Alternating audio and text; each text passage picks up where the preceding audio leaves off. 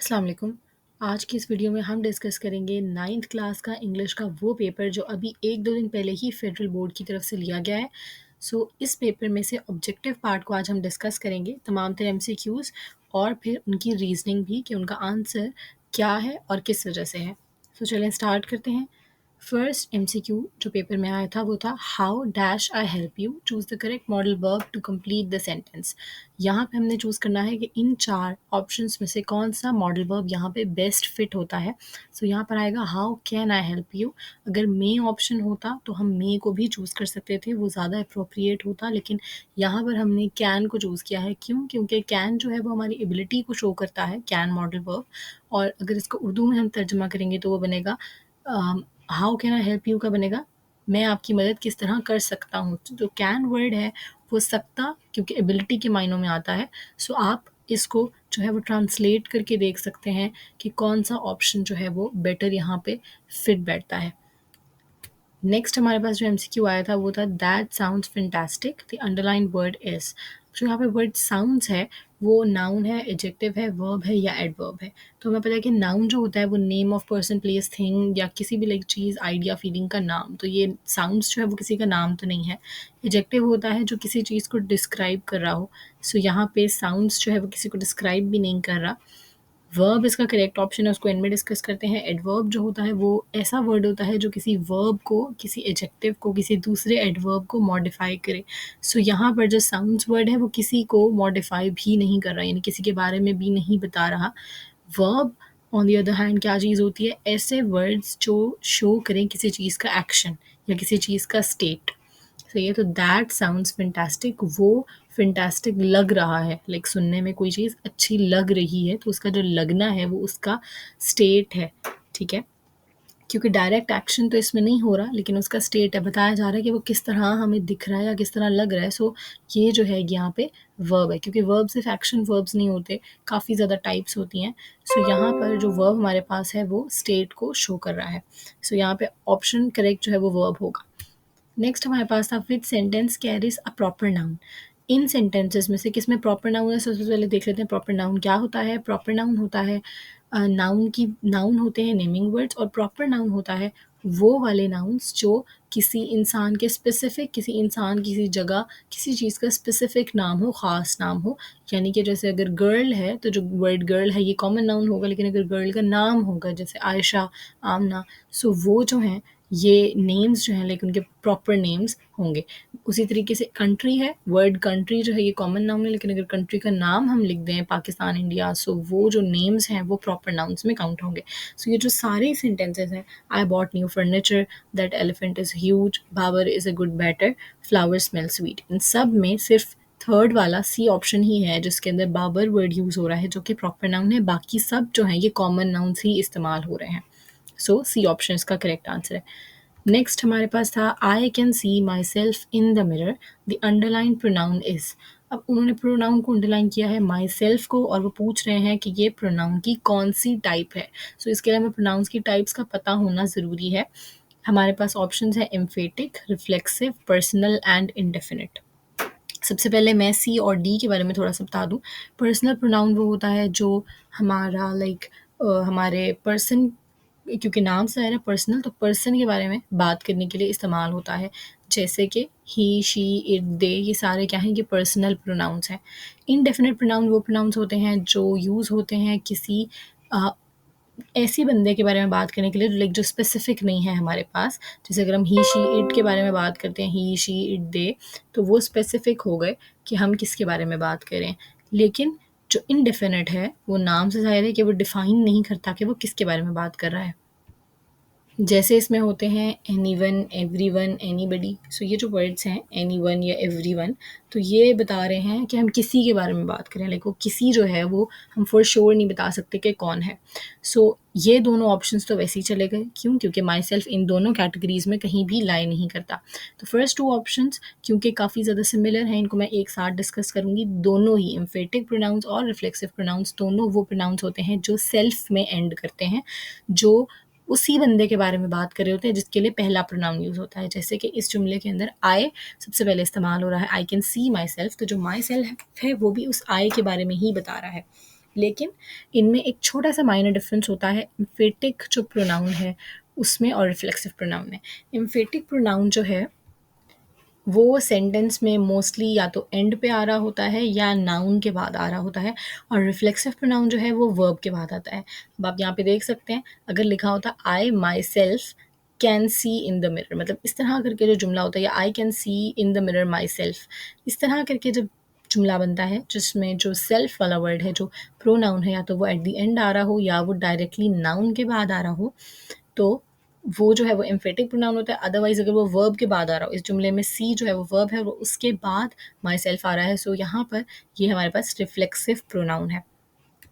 Next हमारे पास है we play cricket dash Saturdays. तो यहाँ पर हमने करेक्ट प्रपोजिशन को चूज़ करना है जो कि है ऑन, और ये बहुत ही ज़्यादा सिंपल है। We play cricket on Saturday, Saturdays को खेलते हैं। जब भी डेज़ की बात आती है तो वहाँ पर हम ऑन ही लगाते हैं एज प्रपोजिशन। नेक्स्ट हमारे पास है डोंट रन फास्ट। यहाँ पर हमने बताना है कि अंडरलाइन वर्ड जो है वो क्या है, फास्ट को अंडरलाइन किया गया है। सबसे पहले ये चारों को हम पहले भी एक एमसीक्यू में डिस्कस कर चुके हैं। नाउन नेमिंग वर्ब्स होते हैं। प्रोनाउन जो होते हैं वो नाउन की जगह यूज़ होने वाले वर्ड्स होते हैं। जैसे हमने नाउन को रिप्लेस करना है, अगर हमने आयशा को रिप्लेस करना है उसकी जगह हम शी लगा देंगे, ठीक है, तो ये जो है ये प्रोनाउन है। प्रोनाउन जो है वो रिप्लेसिंग वर्ड्स होते हैं फॉर नाउन्स। एडजेक्टिव जो हैं वो ऐसे वर्ड्स होते हैं जो डिस्क्राइब करते हैं किसी नाउन को, और एडवर्ब्स वो वर्ड्स होते हैं जो डिस्क्राइब करते हैं किसी एडजेक्टिव को, वर्ब को या एडवर्ब को। अब आप देखें कि यहाँ पर जो फास्ट है वो नाउन भी नहीं, क्योंकि वो किसी का नाम नहीं है, वो किसी को रिप्लेस नहीं कर रहा, वो किसी को मॉडिफाई ज़रूर कर रहा है। सो सी और डी में हम देखेंगे वो किसको मॉडिफाई कर रहा है। डोंट रन फास्ट, फास्ट जो है वो रन को मॉडिफाई कर रहा है, वो बता रहा है कि किस तरीके से भागना है। सो रन क्या है, हमारे पास वर्ब है, तो वर्ब को मॉडिफाई करने वाला एडवर्ब होता है, सो इसलिए लास्ट ऑप्शन एडवर्ब हमारे पास करेक्ट ऑप्शन है। नेक्स्ट हमारे पास है identify the imperative sentence. Imperative sentence को हमने आइडेंटिफाई करना है। इम्पेरेटिव सेंटेंस ऐसे सेंटेंसेस होते हैं जिनमें या तो रिक्वेस्ट की जाए या ऑर्डर दिए जाएँ, ठीक है? इनके अंदर हमने रिक्वेस्टिंग, ऑर्डर, कमांड्स, इंस्ट्रक्शंस ये चीज़ें दी जाती हैं। इन सारे जब हम जुमलों को पढ़ते हैं, we should perform our duties well, ये जो है ये हम किसी को बात बता रहे हैं। आर यू रिसेप्टिव, इसमें हम सवाल पूछ रहे हैं। प्लीज़ फॉलो द इंस्ट्रक्शंस, इसमें हम किसी को जो है वो सजेशन दे रहे हैं। Oh this noise is disturbing. हमारे पास सी ऑप्शन जो है वो करेक्ट है, क्योंकि इसमें हम किसी को सजेशन दे रहे हैं, इंस्ट्रक्शंस दे रहे हैं, तो ये इम्पेरेटिव सेंटेंस होगा यहाँ पर। Take it dash leave it, यहाँ पे हमने करेक्ट कंजंक्शन लगाना है। टेक इट और लीव इट, और यहाँ पे लगेगा क्यों, क्योंकि अगर इसको हम उर्दू में देखें तो हम कहेंगे ले लो या छोड़ दो। तो जब ले लो या हमने बोला है, तो उर्दू में जो या होता है वो इंग्लिश में और होता है, तो यहाँ पर हमारे पास और करेक्ट ऑप्शन होगा। नेक्स्ट हमारे पास है the wind whispered in my years. तो यहाँ पर हमें पोइटिक डिवाइस यानी फिगर ऑफ स्पीच को आइडेंटिफाई करना है। विंड विस्पर्ड इन माई ईयर्स, हवा जो है उसने मेरे कान में विस्पर किया। विस्पर होता है लाइक आहिस्ता बात करना। हमारे पास ये जो पोइटिक डिवाइसेस हैं ऑप्शंस में, वो है इमेजरी। इमेजरी ऐसी पोइटिक डिवाइस होती है, ऐसा यूज़ ऑफ वर्ड्स कि जिसको पढ़ते हुए हमारे जहन में इमेजेस क्रिएट हों उस सीन के, उस चीज़ के जो बताई गई है वहाँ पर। पर्सोनिफिकेशन, पर्सोनिफिकेशन होता है किसी भी नॉन ह्यूमन फिगर को ह्यूमन ट्रेट्स देना, जैसे कि हाँ, जैसे कि यहाँ पर दिया गया है, ये इसी एग्जांपल के थ्रू मैं समझाती हूँ। विंड विस्पर्ड, विस्पर होता है आहिस्ता आवाज़ में बात करना। तो आहिस्ता आवाज़ में कौन बात करता है, मोस्टली ऑब्वियसली इंसान। तो इंसान जो है वो आहिस्ता आवाज़ में बात करते हैं, और यहाँ पर बोला गया है कि जो विंड है उसने मेरे कान में आके सरगोशी की, आहिस्ता से कुछ बोला। तो ऑब्वियसली विंड इंसान नहीं है, लेकिन उसको इंसानों वाली ये खूबी दी गई है, तो इसीलिए यहाँ पर ये पर्सोनिफिकेशन ही है। मेटाफर और सिमिली जो है वो कंपैरिजन्स के लिए इस्तेमाल होते हैं। मेटाफर डायरेक्ट कंपैरिजन के लिए, और सिमिली इनडायरेक्ट कंपैरिजन के लिए इस्तेमाल होता है। यहाँ पर हमारे पास करेक्ट ऑप्शन था पर्सोनिफिकेशन। नेक्स्ट हमारे पास है complete the sentence if I had worked hard I dash the exams. इसका करेक्ट ऑप्शन है वुड हैव पास्ड। ये जो है ये हमारे पास कंडीशनल सेंटेंस है। कंडीशनल सेंटेंसेस कौन से होते हैं, जिनमें कोई कंडीशन दी गई होती है। अगर ये होता तो वो होता, मतलब सेंटेंस जो है वो दो पार्ट्स में डिवाइडेड होता है, एक इफ़ वाला पार्ट और दूसरा उसके बाद की कंडीशन। तो इसको हम कंडीशनल सेंटेंस कहते हैं। और कंडीशनल सेंटेंसेस की 4 टाइप्स होती हैं, ज़ीरो कंडीशनल, फर्स्ट, सेकंड और थर्ड कंडीशनल। तो ये 4 कंडीशनल्स की हमारे पास टाइप्स होती हैं। ये हमारे पास जो है कौन सा टाइप का कंडीशनल है, ये हमारे पास लास्ट टाइप यानी थर्ड टाइप का कंडीशनल है। जिसमें हमारे पास एक इमेजिनरी लेकिन अनरियल पास्ट होता है। ऐसा ऐसा कंडीशन जो कि गुजर चुकी है, अब वो हो नहीं सकता, क्योंकि इसको अगर हम उर्दू में ट्रांसलेट करें तो क्या बनेगा, if I had worked hard, अगर मैंने ज़्यादा मेहनत की होती, I would have pass the exams, तो मैंने एग्ज़ाम्स को पास कर लिया होता। तो थर्ड कंडीशनल के स्ट्रक्चर में है कि फर्स्ट जो पार्ट ऑफ द सेंटेंस होता है उसमें हैड लगता है, यानी कि परफेक्ट कंडीशन पास्ट परफेक्ट लगता है, तो दूसरे जुमले के दूसरे हिस्से में वुड हैव लगता है। सो इसीलिए यहाँ पे चार ऑप्शंस में से थर्ड पे ही वुड हैव है, सो हम उसी को ही करेक्ट मानेंगे।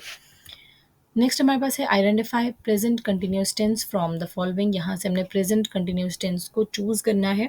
सो हमें पता है प्रेजेंट कंटिन्यूस टेंस कौन सा होता है, जिसके अंदर is am are as helping verb use हो और साथ में आई एन जी जो है वो वर्ब के साथ इस्तेमाल हो। सो आई एन जी जो है वो सिर्फ पहले वाले में ही इस्तेमाल हो रहा है, the cat is chasing the rat. The load shedding is scheduled में भी आई एन जी है, बट यहाँ पे लोड शेडिंग जो है वो एज नाउन इस्तेमाल हो रहा है। सो वर्ब के साथ आई एन जी इधर भी नहीं है, वर्ब जो है वो शेड्यूल्ड है। सो इसीलिए हमारे पास फर्स्ट ऑप्शन ही करेक्ट होगा। नेक्स्ट है on hearing the good news I felt elated. Word elated means, यहाँ पर हमारे पास इलेटेड का मतलब होता है हैप्पी। अगर आप लोगों को मतलब नहीं भी आता होता तो जुमले को पढ़ने से अंदाज़ा हो जाता है। On hearing the good news, अच्छी खबर को सुन के आई फेल्ट इलेटेड, मुझे खुशी हुई। सो ऑब्वियसली जो है वो अच्छी खबर सुन के खुशी ही होगी। सो यहाँ पर हैप्पी ही हमारे पास करेक्ट ऑप्शन होगा।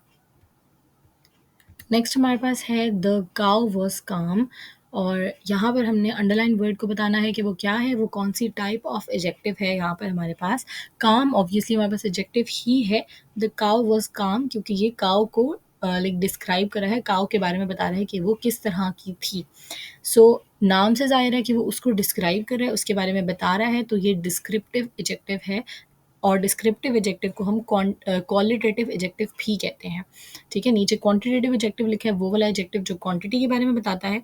अगर काउ का नंबर बताया जा रहा होता तो वो क्वांटिटेटिव एजेक्टिव के अंदर आ सकता था। न्यूमरल एजेक्टिव जो है वो एग्जैक्ट नंबर बताता है, और क्वांटिटेटिव एजेक्टिव में हम सम, फ्यू इस तरह के वर्ड्स को ले सकते हैं। सो अगर नंबर बताता हम न्यूमरल एजेक्टिव को भी कर सकते थे।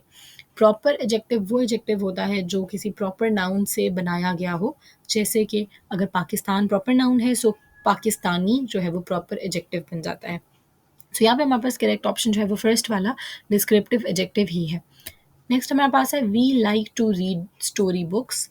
हमें स्टोरी बुक्स पढ़ना पसंद है। यहाँ पे अंडरलाइन पार्ट जो है वो टू रीड है। अब टू रीड इनमें से क्या है, present part like present participle, gerund, infinitive, past participle. तो हमें पता है कि वो इन्फिनेटिव है। क्यों? क्योंकि इन्फिनेटिव जो है वो ऐसा लाइक ग्रुप ऑफ वर्ड्स होता है जिसमें टू और टू के आगे किसी भी लाइक वर्ब की फर्स्ट फॉर्म इस्तेमाल हो, जैसे to read, to eat, to play, to go. ये सारे जो हैं टू के साथ जब लगता है कोई भी वर्ब की फर्स्ट फॉर्म, तो उसको हम इन्फिनेटिव कहते हैं। इसके मुकाबले में प्रेजेंट पार्टिसिपल वो होता है जिसमें किसी भी वर्ब के आगे आईएनजी लगे। जेरेंड भी वही होता है, वर्ब के आगे आईएनजी लगे। लेकिन इन दोनों में फ़र्क क्या है कि प्रेजेंट पार्टिसिपल में वर्ब के आगे जब आईएनजी लगता है तो वो एज वर्ब ही इस्तेमाल होता है, मतलब जुमले में वो कोई काम ही शो कर रहा होता है। लेकिन जेरेंड जो है वो जुमले में कोई काम शो नहीं करता, वो जुमले में एज नाउन इस्तेमाल होता है। ठीक है, इन्फिनेटिव हमने अभी डिस्कस किया, वर्ब के साथ जब टू लगता है। और पास्ट पार्टिसिपल जो है वो वर्ब की थर्ड फॉर्म को कहते हैं, जैसे थर्ड फॉर्म ऑफ वर्ब हम फॉर्म्स पढ़ते हैं। सो वो जो है third form of verb past participle कहलाती है। लास्ट हमारे पास है identify the correct use of present participle. अभी हमने डिस्कस किया पिछले ही एमसीक्यू में प्रेजेंट पार्टिसिपल को, और यहाँ पर उसका आ गया एमसीक्यू। नेक्स्ट, जेरेंड और प्रेजेंट पार्टिसिपल में मैंने फ़र्क बताया था अभी आपको कि प्रेजेंट पार्टिसिपल होता है जब वर्ब के साथ आईएनजी लगे और वो जुमले में वर्ब के तौर पे ही इस्तेमाल हो रहा हो, और जेरेंड वो होता है जब आईएनजी लगे लेकिन जुमले में एज नाउन इस्तेमाल हो रहा हो। सो यहाँ पे हमें यही देखना है।